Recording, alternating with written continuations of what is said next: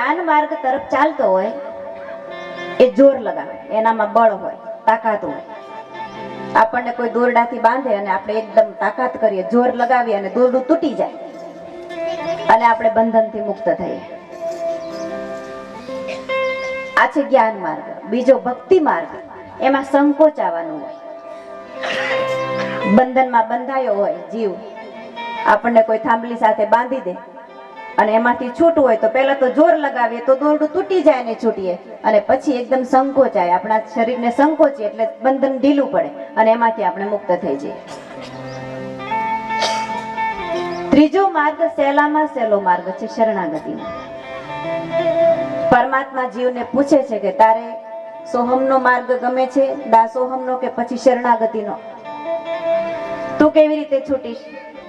એટલે ભક્ત ભગવાનને શું કહે છે કે મારામાં જ્ઞાન પણ નથી અને ભક્તિ પણ નથી, હું જોર પણ લગાવી શકું એમ છું નહીં અને સંકોચ આવે એમ પણ છું નહીં, તો પછી તું છૂટીશ કેમ? પરમાત્મા પૂછે છે. ત્યારે જીવ શું કહે છે કે જેણે બાંધ્યો હોય એ જ છોડે. મારે શું કામ પ્રયત્ન જ કરવા, જોર લગાવવું કે સંકોચ આવું કે આ બધી મહેનતમાં મારે આ ભાંગજળમાં શું કામ પડવું? તમે જ બાંધો છે તો તમે છોડો. એટલે કનૈયાએ શું કર્યું? હાથમાં છરી લીધી અને દોરડાને કાપવા જાય છે. એટલે પેલો જીવ શું કહે છે ભક્ત, નહીં હો પ્રભુ, આ દોરડાને તમારે કાપવાનું નથી. તો શું કરીશ? તારે તો છૂટવાનું કામ છે ને, હું કાપું કે છોડું? તારે શું, તારે રોટલા થઈ કામ કે ટપાકાથી? તારે તો આ બંધનમાંથી છૂટવું છે, દોરીને કાપવું અથવા તો ગાંઠથી છોડવું. તારે શું બંધનમાંથી છૂટવું છે ને? ત્યારે આ ભક્ત બહુ હોશિયાર હોય, એને શું કહ્યું કે નહીં, તમે એને ગાંઠથી છોડો. ભગવાને કહ્યું કે આ પણ લોભિયો લાગે છે. શું આ દોરડાને તારે કઈ કામમાં લેવાનું છે? ત્યારે ભક્તએ શું કહ્યું કે બહુ કામનું છે. શું કામનું વળી? ત્યારે ભક્તએ એમ કહ્યું કે આ દોરડાને તમે ગાંઠથી છોડો અને એ દોરડા વડે જ મારે તમને બાંધવા છે. તમને બાંધું ને તો ખબર પડે કે બંધાયેલા હોય ને એની સ્થિતિ શું હોય, એની દશા શું હોય. તમે પોતે બંધાવ તો ખબર પડે ને, બાકી બધાને છોડવાનું જ કામ કરવાનું, તમારે ક્યારે બંધાવાનું નહીં.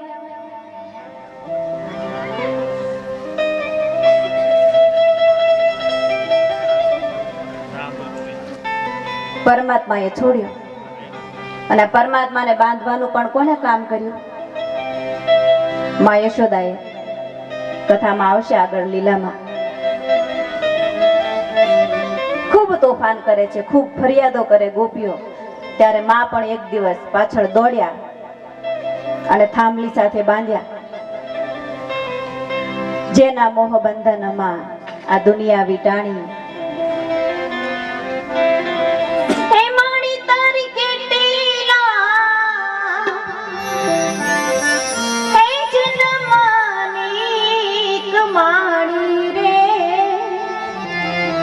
નંદ રાણી તારા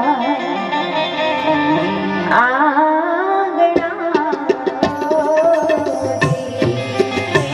નંદ રાણી તારા આંગણા ભૂજી.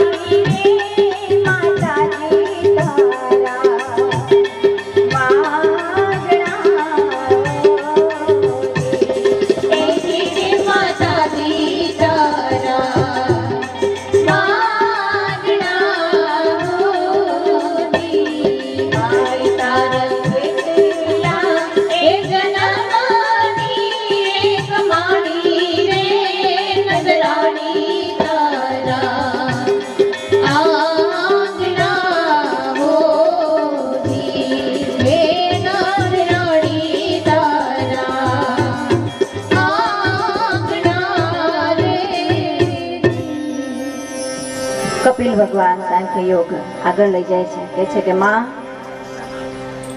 વાસનાથી છૂટવા માટે ઉપાસના જરૂરી છે. ઈચ્છાઓને છોડવી હોય તો ઉપાસના કરવી પડે. આપણે સામાન્ય વાત લઈએ ને તો નાનકડું એવું બાળક હોય ને, જ્યારે નાનું હોય ત્યાં સુધી, હવે તો આ બધી રમત ગઈ, મોબાઈલ, આ લેપટોપ બધું થતા, આપણે ટેકનોલોજી તરફ, બહુ સારી વાત છે, પણ આપણી સંસ્કૃતિ એ પણ ભૂલવી ન જોઈએ. પહેલા તો નાના નાના બાળકો ધૂળમાં રમતા હોય પ્રકૃતિની સાથે. હવે તો પ્રકૃતિ શું છે એ જ ખબર નથી બાળકોને. મોટું થતું જાય એમ પછી કઈક એની આંખમાં કઈક મોટી મોટી વસ્તુ આવતી જાય. પછી જ્યારે એ બાળક યુવાન થાય ત્યારે લખોટીએ ના રમતો હોય, એને એમ ન કેવું પડે કે હવે તો તું ઢગો થયો, આ મૂક, એમ કેવું ના પડે. એની મેળાએ મુકાઈ જાય. શા માટે? કે એના હાથમાં કોઈ મોટી ચીજ વસ્તુ આવી ગઈ છે.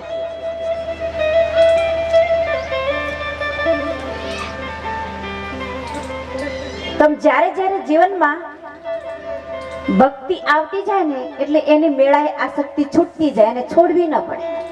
એના માટે પ્રયત્ન ના કરવો પડે.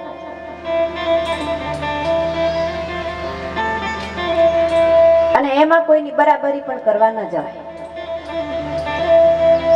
અમારે કાના તળાવ ઉષામાં એ કાયમ એમ કે રૂપ, રાગ અને વૈરાગ એ કોઈના લીધા દીધા ના આવે. રૂપ, રાગ અને વૈરાગ એ કોઈના લીધા દીધા ના આવે. એ તો કુદરતની દેન હોય.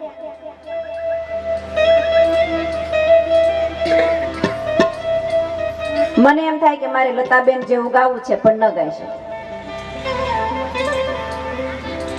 એક કુદરતે આપેલું એનું ગળું છે ને. હરે રામ હરે કૃષ્ણ, હરે રામ હરે કૃષ્ણ, હરે રામ હરે કૃષ્ણ, હરે રામ હરે કૃષ્ણ, હરે રામ હરે કૃષ્ણ, હરે રામ હરે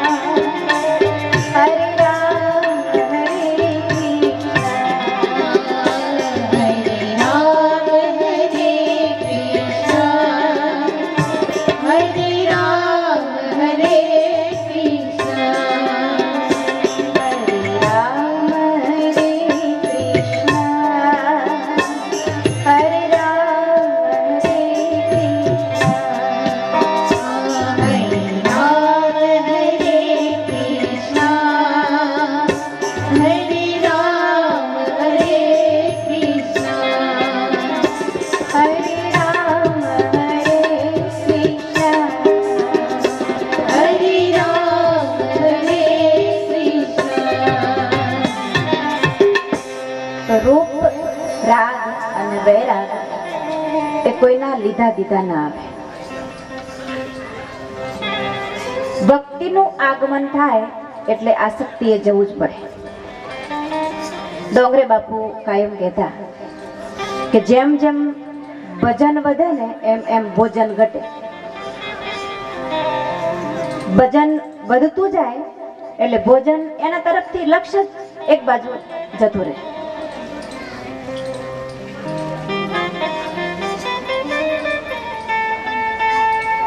આપણને સૌને અનુભવ હોય, તમે જોજો એકાદશીનો ઉપવાસ હોય અથવા તો કોઈ શનિવાર રહેતા હોય, કોઈ સોમવાર ગુરુવાર, કોઈ એક ટાઈમ જમતા હોય, કોઈ ઉપવાસ કરતા હોય, નહીં તો સવારમાં ઉઠીને તરત જ ઘણાને એવી ટેવ હોય કે પહેલા નાસ્તો જોઈએ ઉઠીને તરત જ.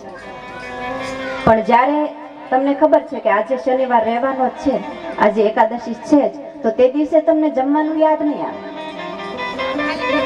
શું કામ? તમારું લક્ષ્ય કોઈ બીજી તરફ જતું રહ્યું છે, આપનું ચિત્ત કોઈ બીજી તરફ જતું રહ્યું છે.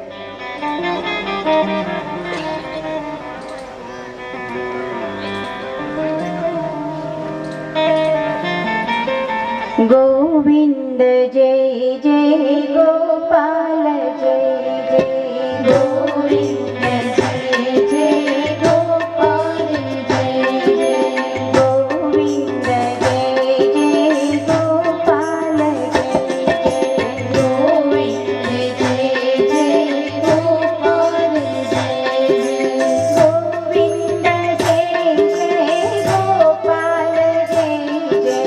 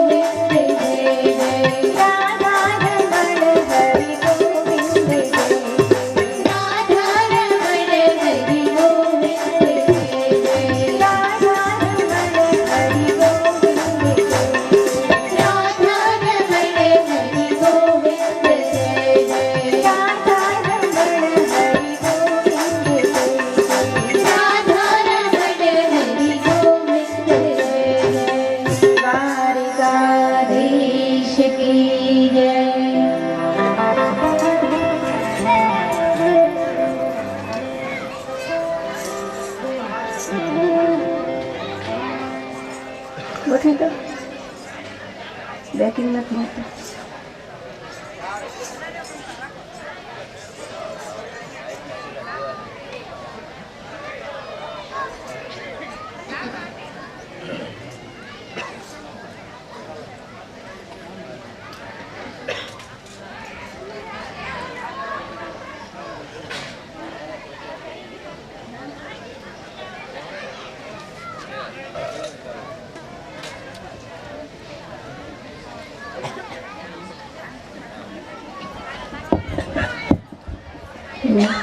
પ્રગટનાથ મહાદેવની જય.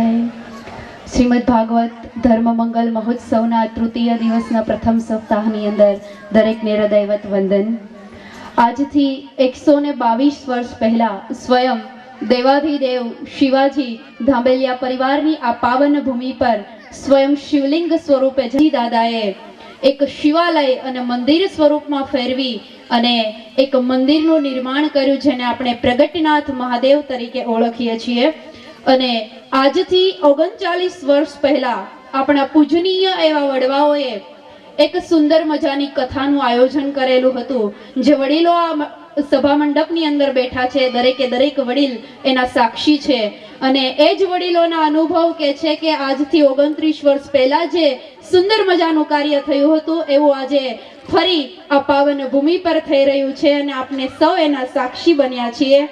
આપણે સમગ્ર પરિવારને જ્યારે શ્રમિક, આર્થિક અને ભાવિક યોગદાન થાય ને, ત્યારે એવું સુંદર મજાનું કાર્ય થાય અને આપણે સર્વ પ્રસિદ્ધિના માર્ગ પર આગળ વહેતા થઈએ.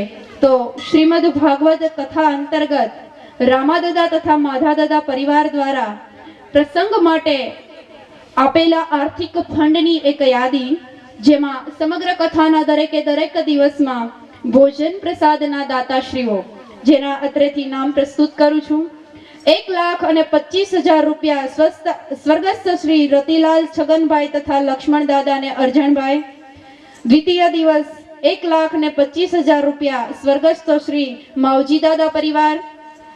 તૃતીય દિવસ 1,25,000 રૂપિયા સ્વર્ગસ્થ શ્રી કેશુ દાદા તથા મેઘા દાદા પરિવાર. ચતુર્થ દિવસ 1,25,000 રૂપિયા સ્વર્ગસ્થ શ્રી હામા દાદા પરિવાર. પાંચમો દિવસ 1,25,000 રૂપિયા સ્વર્ગસ્થ શ્રી હરજી દાદા પરિવાર. છઠ્ઠો દિવસ 90,500 રૂપિયા સ્વર્ગસ્થ શ્રી રાઘવ દાદા પરિવાર.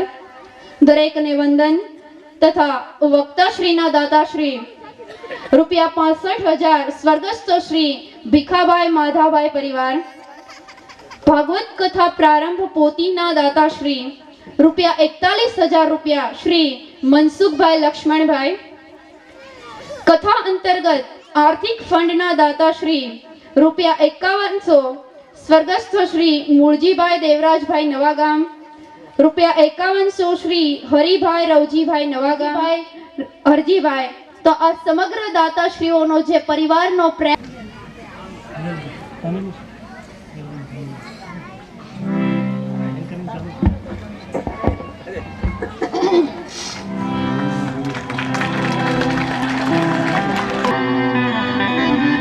બોલીએ પ્રગટનાથ મહાદેવ કી જય.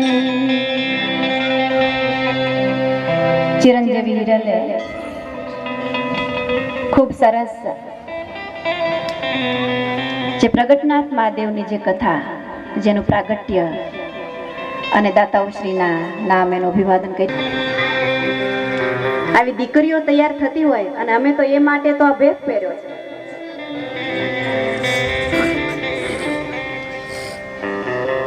જે પ્રગટનાથ મહાદેવ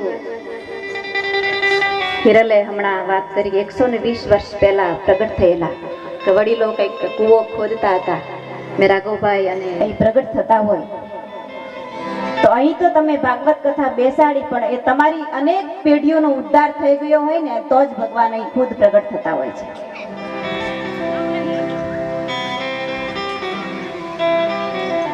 અને સદાશિવ ભગવાનને તો કૃષ્ણ કથા, રામ કથા તો બહુ જ ગમે છે. આગળ કથામાં પણ આવશે બાલકૃષ્ણલાલના દર્શન માટે. અરે ક્યારેક ક્યારેક તો ગોપી પણ થયો છે આ ભોળિયો.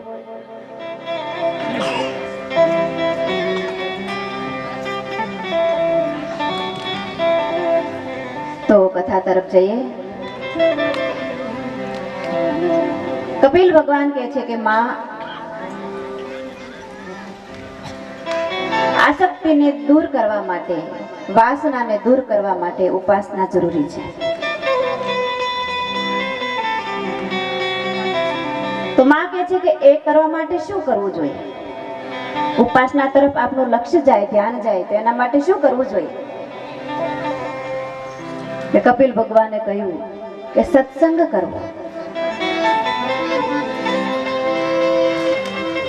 આપણા વડીલો એમ કહેતા, વડીલો પાસેથી મેં ઘણી વખત સાંભળ્યું છે કે જ્યારે અનાજ ખાઈએ ને, રોટી અથવા તો રોટલો, તો ચોપડા વગર ના ખવાય. જો ચોપડા વગર ખાઈએ ને તો વાંજ્યું અનાજ કહેવાય, એમ વડીલો કે. જો કે અત્યારે તો સમય બદલાઈ ગયો, મોટા મોટા બિલ્ડિંગમાં રહેતા હોય, મોટા મોટા બંગલામાં રહેતા હોય, બે બે કાર હોય, પણ જીવન બેકાર બની ગયું હોય.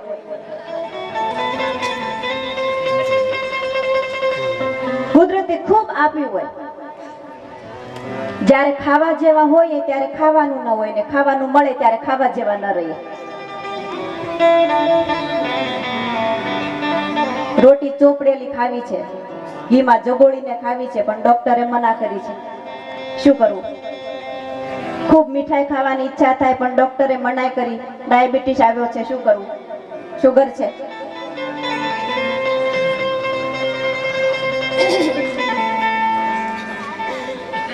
તો જેમ અનાજ ચોપડા વગરની રોટી અથવા તો રોટલો ખાઈએ તો વાંજ્યું અનાજ કહેવાય, એમ સંતો એમ કહે છે કે જો સત્સંગ વગરનો દિવસ જાય ને તો દિવસ પણ વાંજ્યો કહેવાય છે.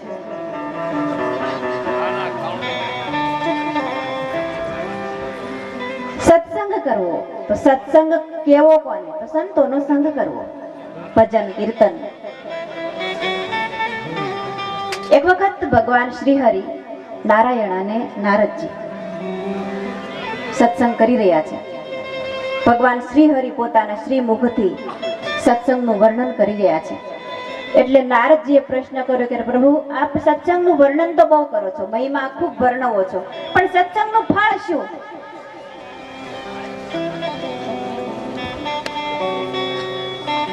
સત્સંગનું ફળ શું? મારે નજરો નજર જોવું છે. ત્યારે ભગવાન શ્રી હરિએ કહ્યું, તા પેલા છાણમાં જો ને કીડો કદ બધે છે એને તું પૂછ. એ કીડો તને જવાબ આપશે કે સત્સંગનું ફળ શું નથી ને મને જોઈને મરી જાય છે અને આ બધું પાતક મને લાગે. ભગવાને કહ્યું કે ઓલો વાછરડો છે ને, જે ગાયનો વાછરડો છે ને એની પાસે જા, એ તને જવાબ આપશે. વળી પાછા નારદજી ત્યાં ગયા, પૂછ્યું કે સત્સંગનું ફળ શું ખબર છે? એ પણ મરી ગયો. હવે ખીજાયા. ભગવાનને કહે છે કે તમને ખબર ન હોય તો ના પાડી દો કે સત્સંગનું ફળ શું. તમને ના ખબર હોય તો ના કહી શકાય ને. મને જ્યાં ત્યાં મોકલીને બિચારા આ બધા જીવો મરી જાય એ પાતક મને લાગે, આવું કામ શું કામ કરો છો? ભગવાને કહ્યું કે એક છેલ્લી વખત એકની પાસે મોકલું ને એની પાસે તારે જવાનું છે ને એ તને જવાબ આપશે જ. કોની પાસે? તો કે રાજકુમાર પાસે. એક રાજાને ત્યાં કુંવારનો જન્મ થયો છે, કુંવરનો. નહીં પ્રભુ, પગે લાગો. પેલા બિચારા તો પામર જીવો હતા, એ મને જોઈને મરી ગયા પણ મને સજા ન કરી શકે. પણ આ તો રાજકુમાર, એ જો મને જોઈને મરી જાય તો પછી શું થાય? મારે તો જેલમાં જ જવાનું ને, હાથ કડીઓ જ પડવાની ને. મારે સત્સંગનું ફળ નથી જાણવું. ભગવાન કહે છે કે દેવર્ષિ, એક વખત ચા તો ખરો, હું તને કહું છું જવાબ મળશે. નારદજી ગયા. રાજકુમારે તો આગતા સ્વાગતા કરી, પૂજન અર્ચન કર્યું. શું કામ? એ ઓળખી ગયેલો, અનેક જન્મોથી એના દર્શન કરે છે. નારદજીએ પૂછ્યું કે કુમાર, એક પ્રશ્ન કરવા આવ્યો છું, બોલો ને દેવર્ષિ. તો આપ જાણો છો કે સત્સંગનું ફળ શું? તમને ખબર છે? એટલે રાજકુમાર હસવા લાગ્યો. દેવર્ષિ, નારદ કહે છે કે હું તને પ્રશ્ન કરું છું, તો હસવાની જગ્યાએ મને જવાબ આપતો હશે છે, શા માટે? એટલે પેલા રાજકુમારે કહ્યું કે તમારા પ્રશ્ન ઉપર જ મને હસવું આવે છે. અરે એવો તે હસવા જેવો કોઈ પ્રશ્ન નથી અને તને હસવું આવે? હા મહારાજ, સત્સંગનું ફળ તમારી સામે પ્રત્યક્ષ છે અને તમે હજી ઓળખી ન શક્યા? સત્સંગનું ફળ મારી સામે? હા. ક્યાં સામે છે? હું તો જોઈ શકતો નથી. ત્યારે પેલા રાજકુમારે કહ્યું કે આ તમારી સામે હું રાજકુમાર થઈને બેઠો છું ને, એ જ સત્સંગનું ફળ છે. કેવી રીતે? દેવર્ષિ, જ્યારે પહેલી વખત તમારા દર્શન થયા ને મને, ત્યારે હું કીડો હતો, એક છાણમાં કદબદ્ધો હતો, પીડાઈ રહ્યો હતો. એક સંતના દર્શન થયા, મારું મૃત્યુ થયું અને પોપટ રૂપે હું પ્રગટ થયો. બીજો જન્મ. વળી પાછા એક સંત આપના દર્શન થયા અને હું વાછરડો બન્યો. વળી પાછા આપના દર્શન થયા અને વાછરડામાંથી હું અત્યારે રાજકુમાર બનીને બેઠો છું. તો આનાથી વિશેષ સત્સંગનું ફળ કયું હોય?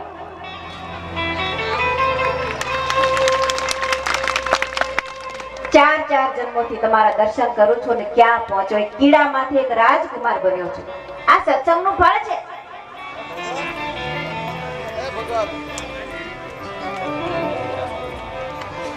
તો સત્સંગ વગરનો દિવસ એ વાંજો કહેવાય છે. કપિલ ભગવાન કહે છે કે માં સંતોનો સંગ કરવો. માએ કહ્યું કે સંતને ઓળખવો કેમ? એના માથે કઈ લેબલ તો લગાવેલું ન હોય કે આ સંત છે. શું ભગવા કપડા પહેરીને બેસી ગયા એટલે સંત થઈ ગયા? શું મોટી મોટી જટા વધારી એટલે સંત થઈ ગયા? શું રુદ્રાક્ષની મોટી મોટી માળાઓ પહેરી એટલે સંત થઈ ગયા? ગંગા માતાએ કહ્યું છે ને, જાતિ પણ છોડી અજાતિ થાવને કાઢવો ભરણ વિકાર.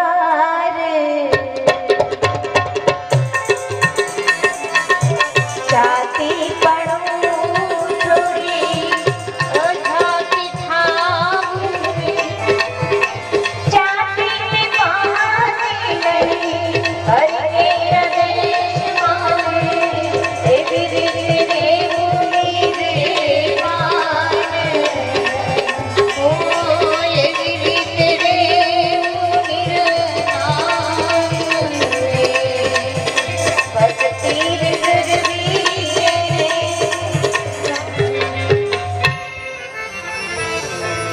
તો સંત તો કોઈ પણ વેશમાં હોય, કોઈ પણ જ્ઞાતિમાં જાતિમાં.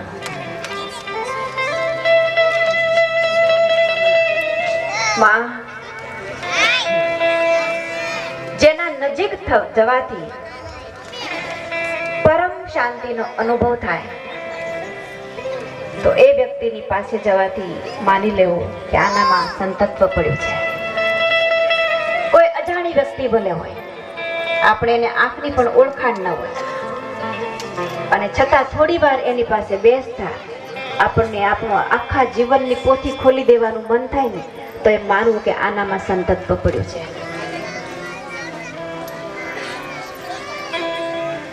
જેના જીવનના બધા જ તંત તૂટી ગયા હોય, હે માં, એને સંત કહેવાય.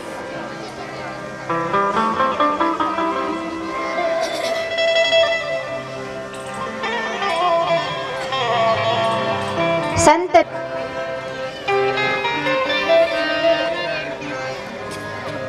જેમ માખણ હોય ને, એને જરા પણ ગરમી મળે એટલે પીગળવા લાગે, એમ સંત હૃદય પણ એવું હોય કે કોઈનું દુઃખ જરા પણ જોવે ને